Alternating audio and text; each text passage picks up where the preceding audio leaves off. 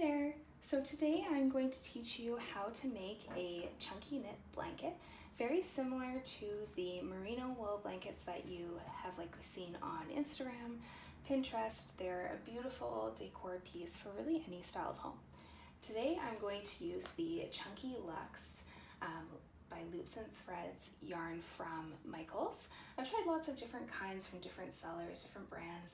This is the one I like the most, but of course you could go on Etsy or do a Google search for a local supplier of true merino wool, as this is synthetic, and support a local business and have the real deal as well. So there are lots of options out there. You can also just use whatever yarn you have at home just to get the hang of this technique and learn how to do it, and then once you get your hands on a jumbo thread, then you can tackle the full project of your chunky knit blanket. So this is what it's going to end up looking like, but in larger form, of course, if you're making a blanket. I usually go for about a 50 by 70 inch blanket for an individual size, one that works really well over a love seat as a decor piece or snuggling up with a good book. This only took me about 8 minutes to throw together before this video, so it's pretty quick, especially once you get the hang of it. And the technique that we're going to be doing today is we are going to knit it with our fingers, kind of like this, opposed to the arm knitting technique that you've probably heard of before, or with a knitting needle.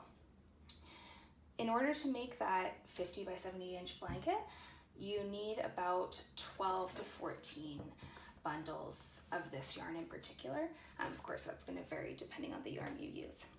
All right, let's get started. So I'm going to move this out of the way, and I'm going to use this gray one today. All right, so you are going to start off with creating a simple knot. So you take the yarn in your hand like this, and you fold it over like so, and then grab the yarn on the other side and pull it through. So it makes it so that you have this adjustable length loop to work with. That's what it looks like. So again, I'll do it one more time. Put it in your hand, wrap it around, so it's got a crisscross there, and then pull through, and you've got your initial knot to start things off.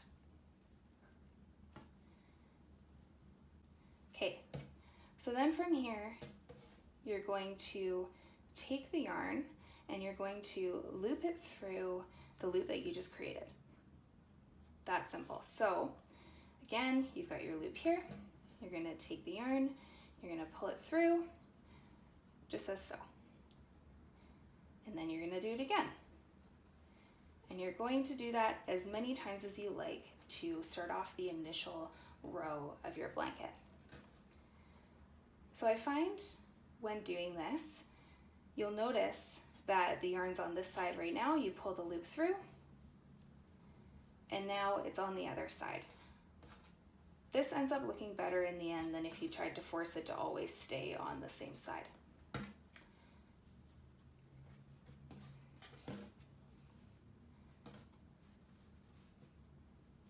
Okay, just do one more.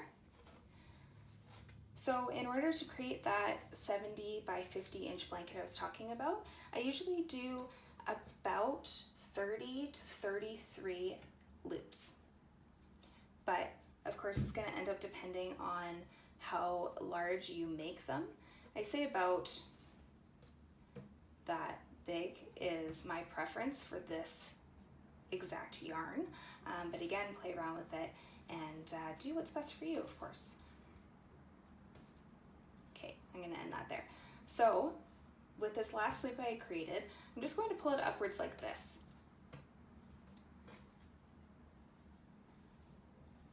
I'd say that's about good. So it's about a finger or so.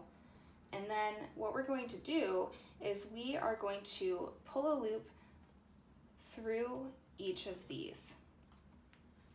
So this is the next one because I already did that one. We're just going to pull that through. As simple as that. I'm going to do it on the next one. Push it through the underside, just like that. So the way that this is coming out in the end is, get our yarn back back here. My goodness, I really did an awful job of pulling this off. My mistake. Okay, so how it's going to look is like this, really, is how you're threading it through, right? But instead of doing it like that, you're just pulling it underneath through that next loop there, again, underneath through the next loop.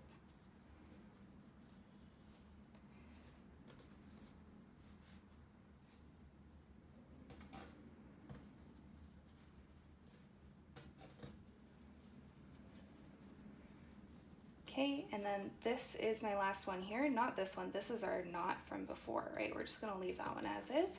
We're just doing that initial loop there, and then we've done all of them.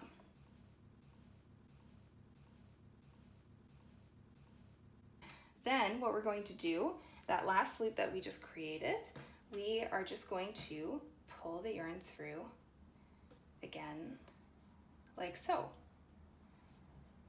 Okay, so I'll do that again. You've got your yarn here, you've got your last loop, and you're pulling it through, making another loop. You're gonna end up with the yarn on this side. And then, again, we're just creating our little loop-de-loos like this, but through all of these loops here.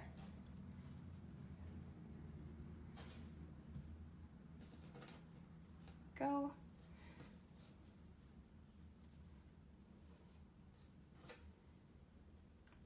And it's that simple. You just keep doing that back and forth until you're at the end of your blanket.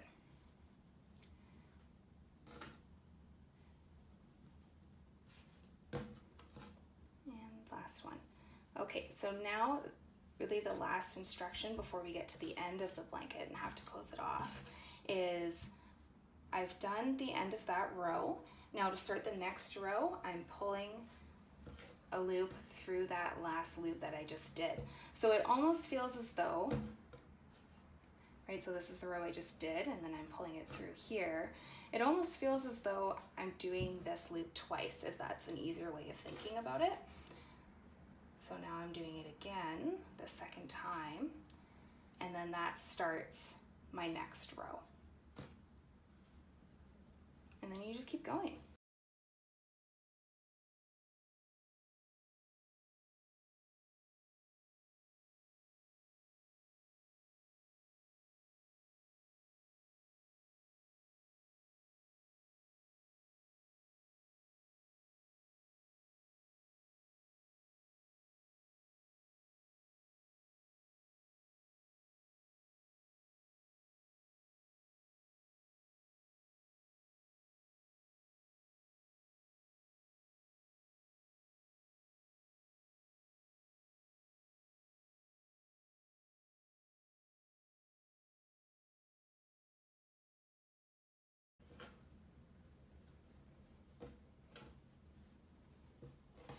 And now I'm just going to show you how to close it off. So your blanket will end up looking a lot bigger than this, of course, but just for the sake of example. So we just finished our last row. And now what we're going to do is we're going to pull another loop through just like we usually do. You're just going to make it slightly longer than you normally would, and you'll see why in a second. So we did that one initial loop for the row, and we're going to pull through the next one. Again, longer than usual. We're going to take the previous one and we're going to pull it over top of the one we just did. So again, we are pulling through a longer than usual loop. We're taking the previous one and extending it over top of the one that we just did.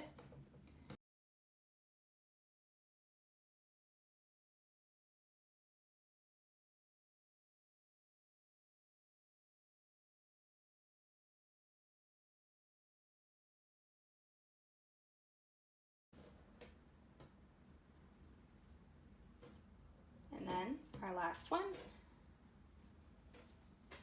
cut your loop, extend it over, and then what you're going to want to do to finish this off is cut off your yarn there and thread it through. So we'll pretend that's cut off, You thread it through, and then you just end up tying it off somewhere in the back here so that it becomes invisible. So then it ends up looking like this. Again, same thing with the initial yarn you had when you started off. You'll cut it off here and then tie it in somewhere in the back, because this is the side that you are going to want to see, right? This is what the back will look like. And there you have it. Any questions? Let me know in the comments. Otherwise, happy crafting.